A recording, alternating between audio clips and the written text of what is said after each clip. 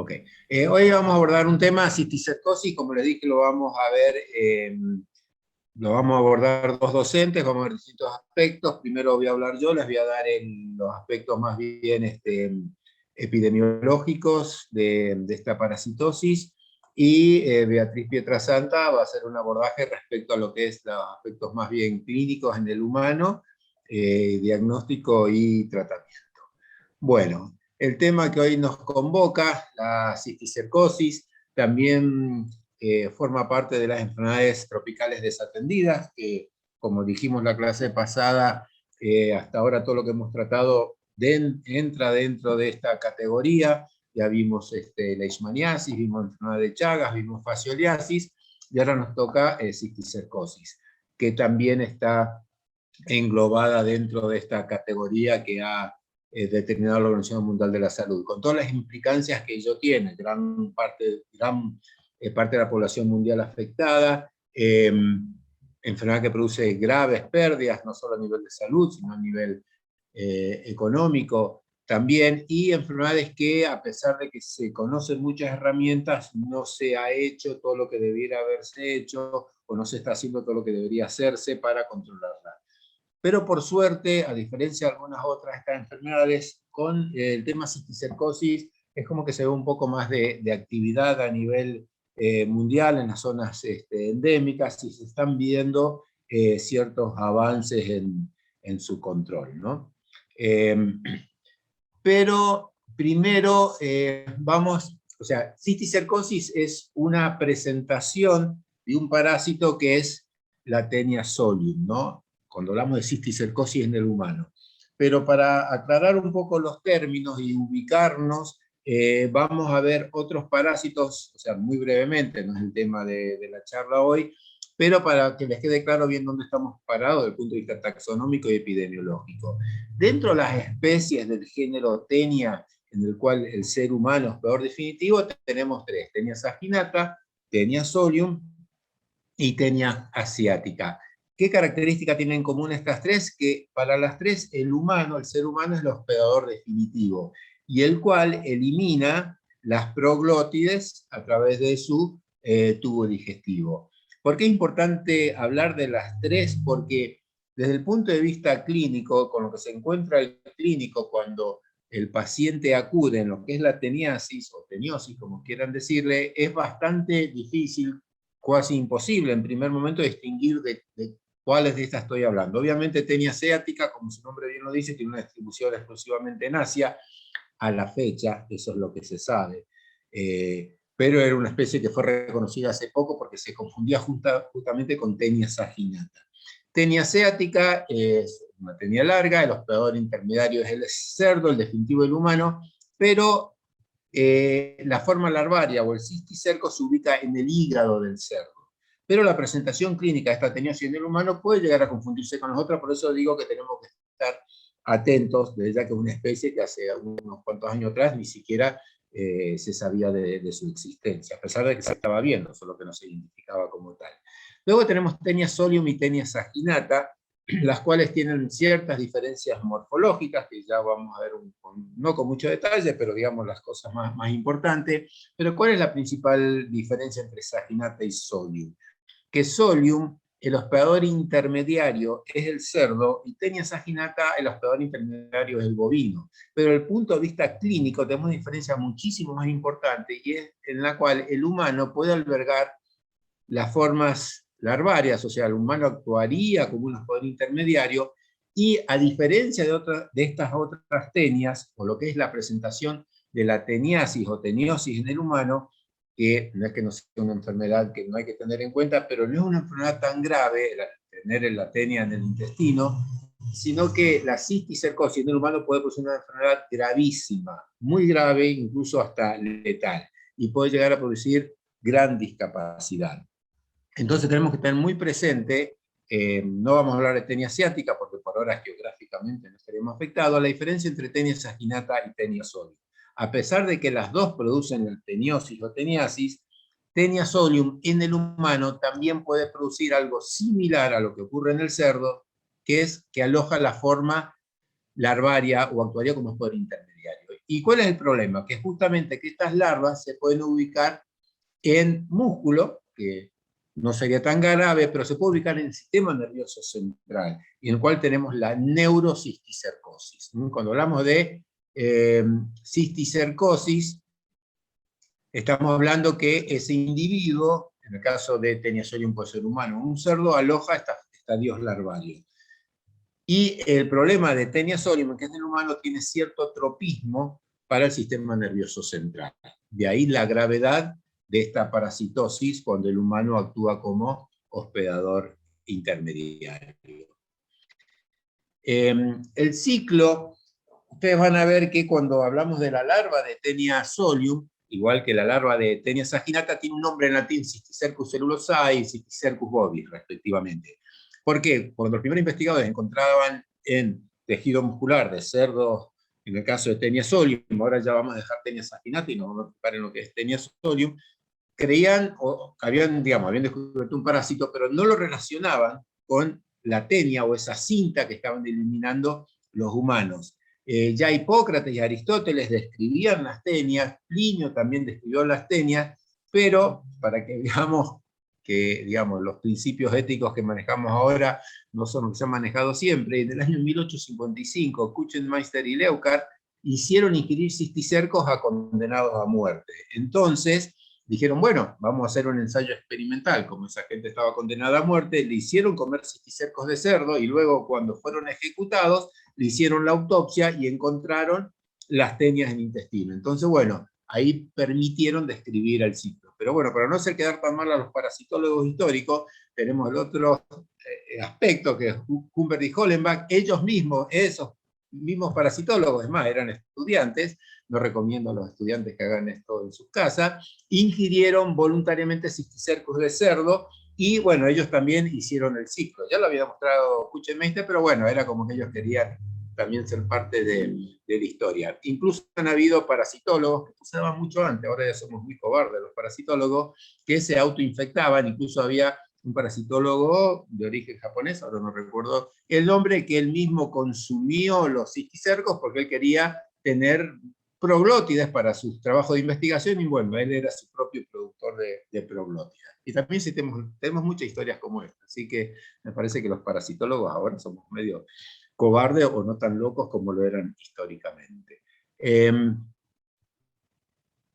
ciclo, vamos a ver, es un ciclo simple pero complicado a la vez. Y a veces uno se confunde, pero realmente no hay que confundirse porque ahora vamos a tratar de aclarar bien las diferencias entre lo que es Taenia saginata y Taenia solium. Tiene algo en común, que por eso lo estamos viendo en este gráfico, que el humano actúa como hospedador definitivo. Y tanto para Taenia solium como para Taenia saginata, el humano se infecta al comer la larva o el cisticerco que se halla en el músculo de estas especies. Entonces, el humano, al ingerir carne cruda o mal cocida, está ingiriendo la forma infectante. En el intestino delgado del humano, esta larva que está invaginada, en el músculo del cerdo o el bovino, se evagina y empiezan a desarrollarse las proglótidas.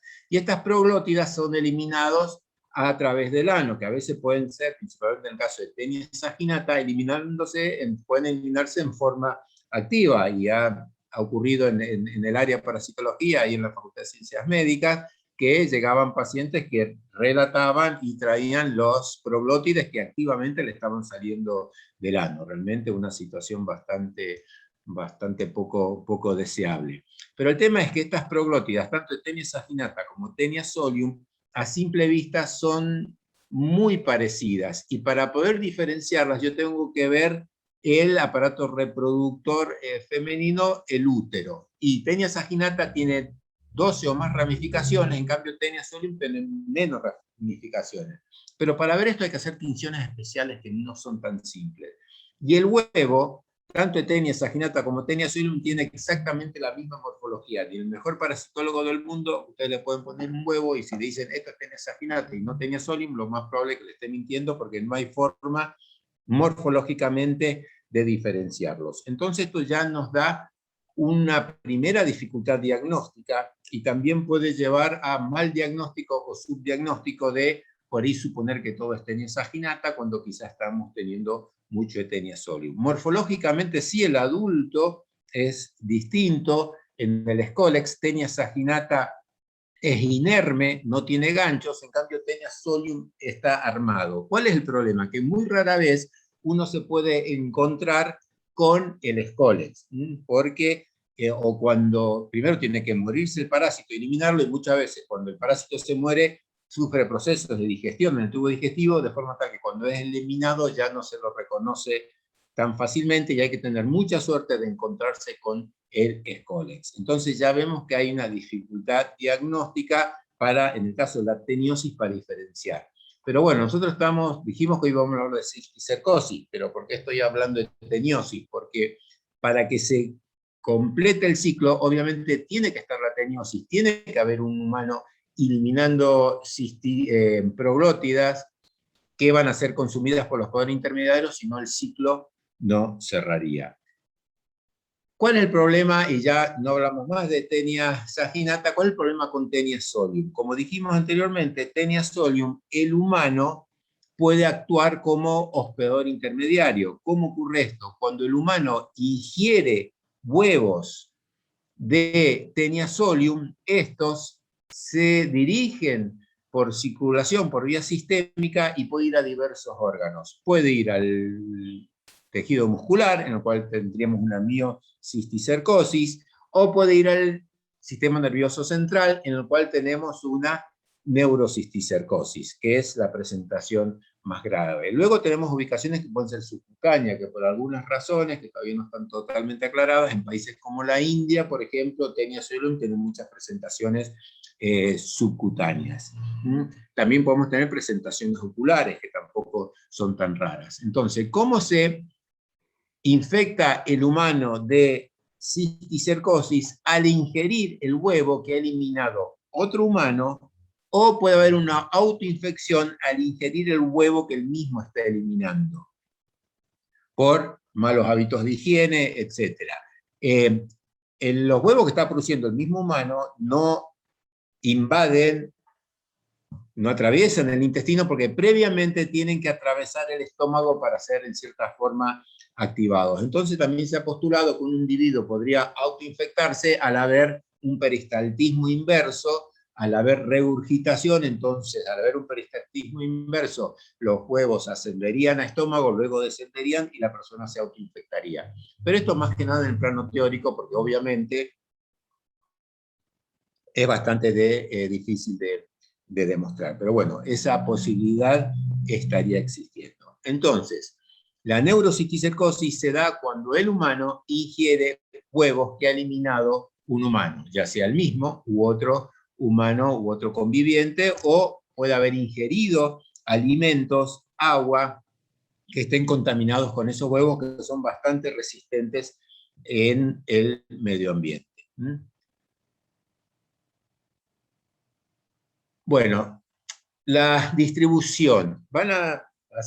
Preparando esta clase, entonces empecé a repasar algunos mapas, todos oficiales, de la OMS, de la Oficina Internacional de Epizootias, etc. Y no todos coinciden, pero digamos, hay ciertas características que son más que obvias. Tenemos en Latinoamérica zonas de muy alta endemicidad, países con problemas muy, muy graves, algunos que están tomando medidas importantes para ir haciéndola retroceder. Es muy importante en México, es muy importante en Perú, es muy importante en Ecuador. Argentina, y después voy a hablar un poquito más de esto, Argentina aparentemente, pero digo aparentemente, según el mapa que ustedes busquen, sería un país que teóricamente solo tendríamos casos importados, pero hay escasas, pero que las hay reportes de casos autóctonos en Argentina. Entonces, no sé si ustedes ven acá arriba o le tapa. ¿Ustedes ven acá arriba o ven la imagen de toda la gente? ¿Están viendo dónde está la flechita? Ahí ven, arriba a la derecha. Sí, se ve. Pueden leerlo. Bueno, fíjense que casos con más de 5 casos importados por año, y fíjense que figura Argentina, Canadá, España y Estados Unidos. Tanto Estados Unidos, ya hace rato que hay reportes de casos autóctonos, pero que la persona se infectó de otra persona que había traído, en estos de los casos que se han sido reportados, la Taenia solium desde México. Entonces, personas que desde México emigraron a Estados Unidos con la Taenia en su intestino habrían infectado a personas que no habían salido del país o que no habían contraído la enfermedad en otro lado y tenían neurocisticercosis en Estados Unidos porque se contagiaron en el país. Pero la gran pregunta es si hay casos debido a cerdos que estén infectando personas y luego esas personas infectan a otras personas. No sé si ven la diferencia. Porque yo puedo estar eliminando proglótides al ambiente, viajo a Finlandia y puedo contagiar a un finlandés que nunca salió de su pueblo y sería un caso autóctono. Pero el origen de mi tenia fue en mi país porque yo originariamente consumí cerdo que estaba parasitado. Entonces, a grandes rasgos se puede decir que en los países donde hay buena inspección veterinaria de los cerdos del matadero, no estaría presente este problema. Pero, bueno, como el curso es para Argentina y para México, yo dejo algunas dudas. Obviamente Argentina no es un país altamente endémico, pero tampoco podemos decir que no hay casos autóctonos en Argentina, y luego voy a relatar un caso que vi que se dio en la provincia de Mendoza, y hay reportes de casos autóctonos de gente que no había viajado en la ciudad de Buenos Aires. Y ahí le hemos subido nosotros algunos trabajos referidos a esto. Pero bueno, acá podemos ver que hay países en los cuales es muy alta, muy endémica, con problemas terribles, tanto en América Latina como en Asia, como en África, por diversas cuestiones más bien de índole socioeconómico que de índole ambiental. ¿Cuál es el impacto de la neurocisticercosis? Según datos oficiales o datos de la OMS, se calcula 50 millones de personas afectadas a nivel mundial, y estoy hablando de neurocisticercosis, con 2.800.000 años de vida ajustados por discapacidad. Esto es una medida que realmente creo que no se usa todo lo que debería utilizarse, pero realmente refleja las pérdidas que produce esta enfermedad, porque una persona obviamente que está gravemente enferma no puede trabajar, y eso implica una pérdida. Y lo más importante, que ya va a hablar Beatriz Pietrasanta de la clínica, pero la neurocisticercosis es una causa importante de epilepsia. Y se calcula que el 30% de los casos de epilepsia en humanos en zonas endémicas es atribuible a Taenia solium. Y en ciertas regiones la relación entre neurocisticercosis y epilepsia llega al 70%.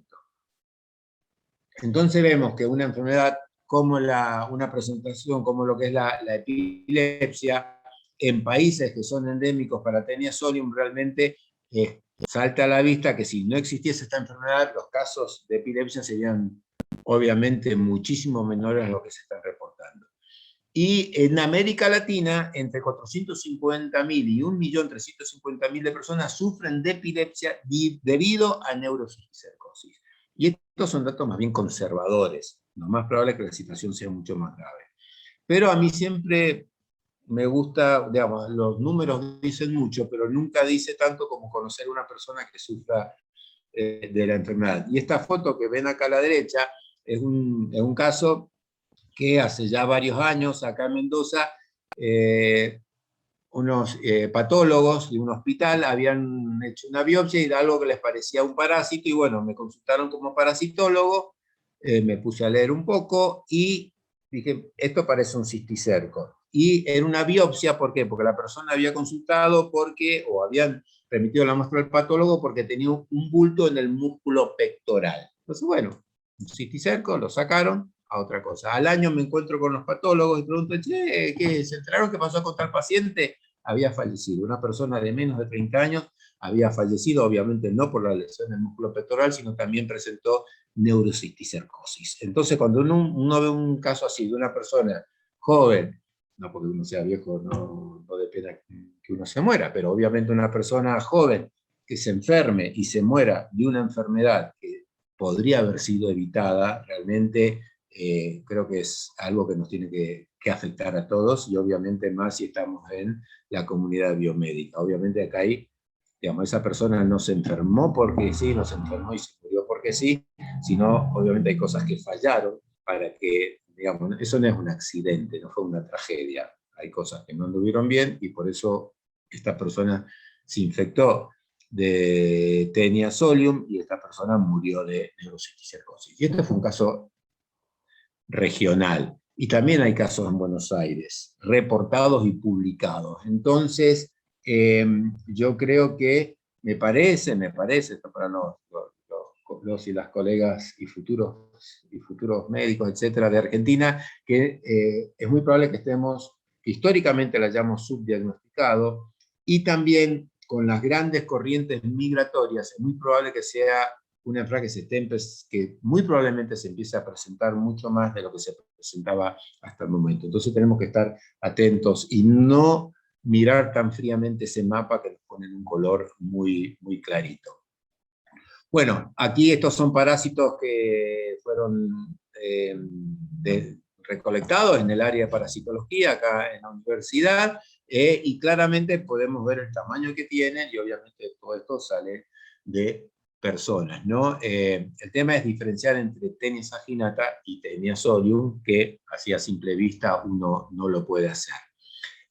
Aquí vemos el cisticerco, y acá arriba a la derecha, esto es claramente visible, es una enfermedad transmitida por el consumo de carne, la teniosis, y a diferencia de otra parasitosis, que es trichinela, el cisticerco es claramente visible. No es tan grande, obviamente, en un quistidatídico, pero se ven como granitos de arroz. Y ante la inspección veterinaria en el matadero, la observación de esos granitos de arroz tiene que llevar al decomiso, o sea, esa esa pieza de carne tiene que ser decomisada y destruida, y obviamente no puede ir ni a consumo humano ni a consumo animal de ningún tipo. Aquí en la foto de abajo, una foto propia, vemos cisticercos que fueron extraídos de carne de músculo de cerdo. Se ven, digamos, pueden ver, puse la regla a propósito para que vean el tamaño, son chiquititos, pero realmente son visibles. Y acá vemos un esquema del cisticerco, que a diferencia de lo que son los quitidatídicos, vemos una sola larva que está evaginada, y cuando la persona consume esta larva, se evagina y empieza la proglotedización en intestino. O sea, no se confundan teniosis con cisticercosis, pero obviamente no podemos separar ambas cosas, porque si no existiese gente con teniosis, nunca habría gente con cisticercosis. Y aquí vemos un corte histológico, porque, bueno, ya va a hablar Beatriz Pietrasanta de esto, digamos, prácticamente lo único definitivo para hacer el diagnóstico es ver el cisticerco, ¿no? Que tiene características bastante distintivas. ¿Cómo hacemos para, o sea, no voy a hablar de clínica en la parte humana, obviamente soy veterinario, no me compete y no soy la persona indicada a hablar en eso, pero sí voy a hablar de las intervenciones que hay que hacer para lograr o para poder controlar esta parasitosis, que por suerte se está logrando mucho a nivel mundial. ¿Por qué?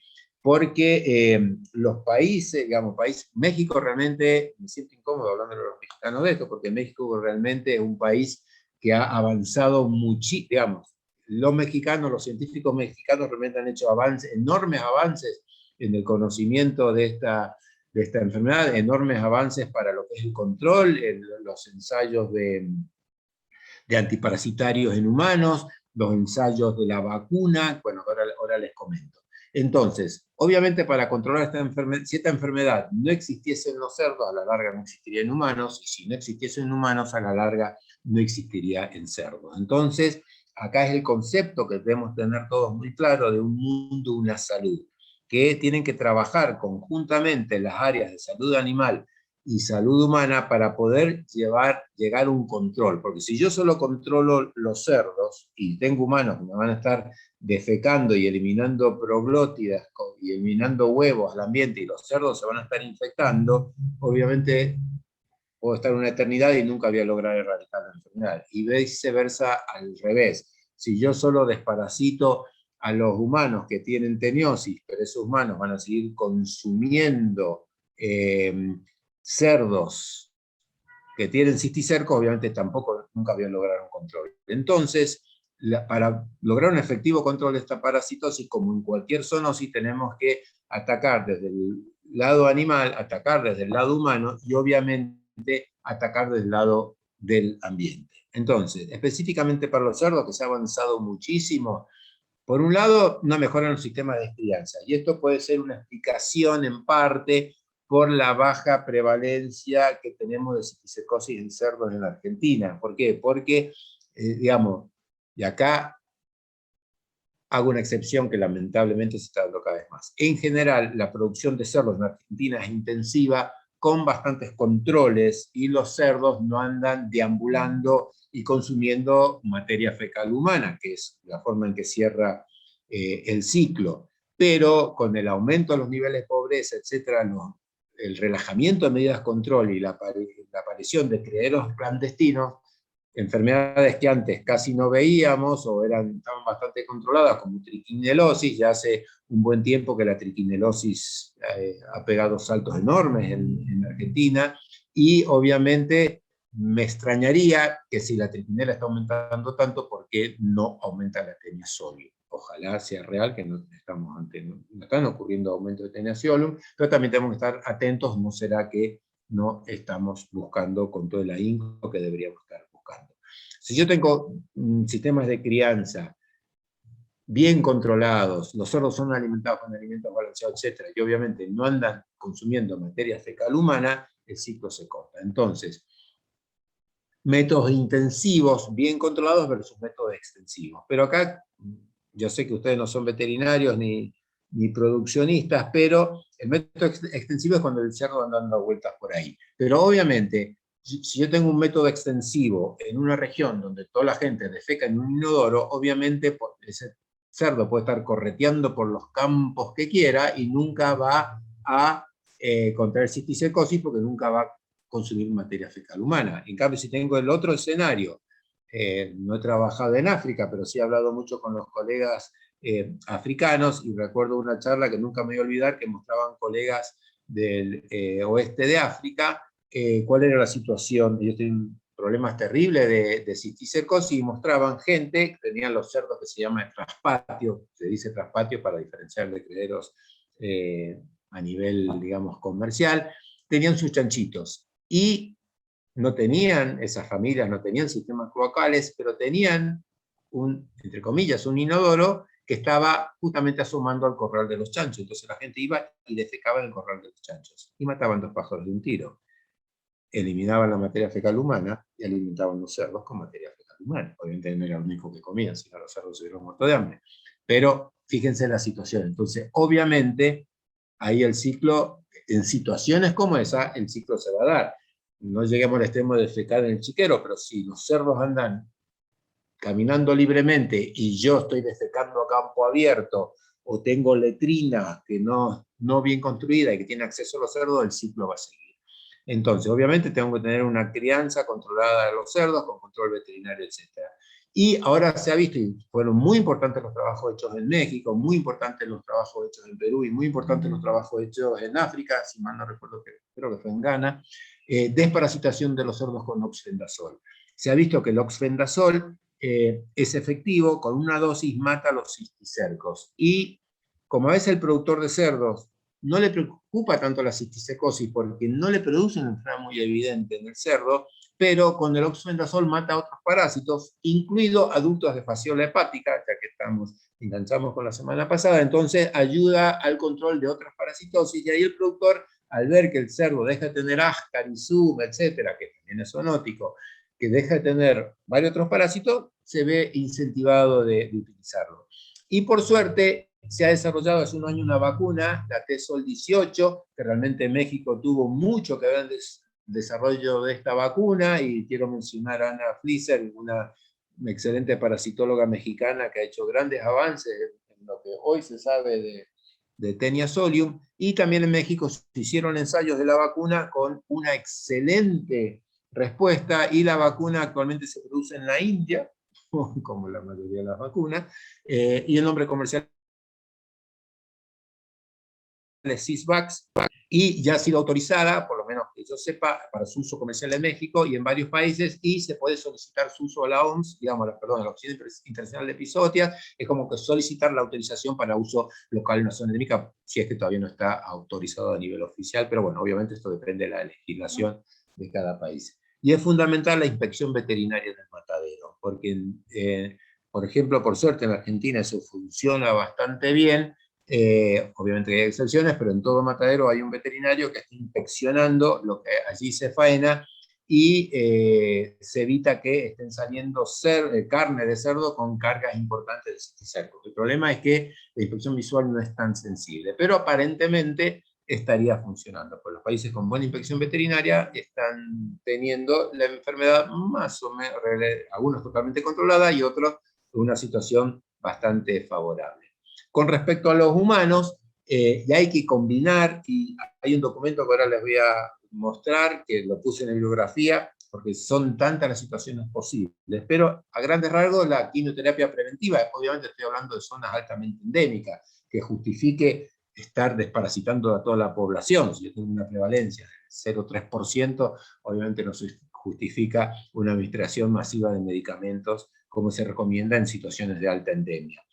Hay diversas drogas, niclosamida, praziquantel, albendazol, distintos protocolos. Praziquantel hay que tener cuidado en personas, digamos, estoy hablando para matar la teña que está en el intestino, que es la que va a terminar infectando a la otra persona. Estoy hablando de medidas de control de la teniosis. Entonces, desparasitando a la gente, combinando esto con toda una serie de medidas. En los cerdos, en muchos países, se está viendo realmente un resultado sumamente alentador, ¿no? Entonces, bueno, la elección de icosapamida, praziquantel o albendazol depende de cada situación en particular. Mejora el saneamiento básico. Acá hay una foto de un inodoro nos resolvería el 80%, bueno, no un inodoro, sí, un inodoro para cada familia, porque si todo el planeta tiene que ir un inodoro, estamos complicados. Pero el tema, ¿a qué pongo el inodoro? La correcta eliminación de la excreta nos ayudaría a cortar el ciclo de, yo diría, del 70-80% de las parasitosis de origen digestivo, ¿no? Y promoción y educación en salud con participación social. Y acá no hay fórmulas fijas, uno tiene que saber adaptarse a la cultura, a la idiosincrasia, a las costumbres, a la infraestructura existente en cada población. Entonces, obviamente, acá no existen fórmulas fijas, yo tengo que adaptarlo a lo que está ocurriendo en mi país, y cada país, y más países como México, como Argentina, que son tan diversos en sus distintas regiones, adaptados a las culturas, a las etnias, a las condiciones socioeconómicas de cada lugar y las costumbres de cada lugar. Este es un póster que no es de Latinoamérica, es de África, pero realmente es de Sudáfrica, y está muy bien ejemplificado las medidas que deben que deben implementarse, ¿no? Siempre utilizar el inodoro, digamos, una correcta emisión de excretas, lavarse bien las manos, ir consultar con el médico ante los síntomas, evitar que los cerdos anden deambulando, fijarse, esto siempre se lo muestro a alumnos veterinarios de Argentina para que vean que, digamos, por lo menos algunas cosas estamos haciendo bien. Chequear si la carne es segura. Por suerte, toda la carne que se consume en Argentina, que ha sido correctamente comercializada, como es la mayoría, sacando situaciones que lamentablemente existen y hay que controlarlas, de criaderos clandestinos, realmente esa carne ya fue chequeada por un veterinario del matadero. Pero en lugares donde no tienen esa inspección veterinaria, es importante que la gente se acostumbre a ver la carne, y si ve esos arrocitos, por así decirlo, no es que es carne con arroz, sino que, digamos, esos son los cisticercos que están ahí presentes. Y me ha tocado estar en regiones donde la carne con cisticerco es la más barata que la carne sin cisticerco, no acá en Argentina, pero ocurre, ¿no? Y uno escucha a los colegas relatando eso. Y obviamente, ante cualquier duda, cocinar bien la carne, ¿no? Porque el calor, recuerden que es la santa cura para muchas de estas parasitosis. Este es el documento, que lo tienen en la bibliografía, está muy bueno, está en inglés, está en castellano, pautas operativas para las actividades de control de la teniasis y la cisticercosis causada por Taenia solium, y esto está enfocado para Latinoamérica y el Caribe, y un documento bastante reciente, creo que es del año pasado. Entonces realmente es de suma utilidad y están todas las medidas actualizadas referido a la vacunación, desparasitación de cerdos, tratamientos masivos en poblaciones humanas, diagnóstico, etc. Realmente se los recomiendo mucho. Y este es el concepto que les mencioné al principio de un mundo, una salud, One World, One Health. La Oficina Internacional de Epizootias vendría a ser el equivalente a la Organización Mundial de la Salud, y tanto la OMS como la OIE están trabajando muy activamente para tratar de que esta idea, que este concepto que ya surgió hace 100 años, sobre la necesidad de que tienen que trabajar conjuntamente en las áreas de salud animal, las áreas de salud humana. Un claro ejemplo de la charla de hoy: primero le habla un veterinario, luego le va a hablar una bioquímica, primero alguien dedicado a salud animal y luego alguien dedicado a la salud humana. Entonces, fundamental interacción. Y acá en esta fotito, que estaba buscando una de uso libre, pero no, las que incluyen el medio ambiente no eran de uso libre, y tuve tiempo de dibujar, no soy muy malo dibujando, acá tendría que estar el ambiente. Entonces hace falta la interacción entre las organizaciones, las instituciones y los profesionales dedicados a la salud animal, a la salud humana y a la salud del ambiental. Porque la conjunción de estos tres factores determina que una enfermedad se presente o no se presente. No es que porque esté el parásito va a existir la enfermedad, tiene que darse una serie de factores para que realmente la parasitosis se presente. Bueno, muchas gracias, no hay más nada.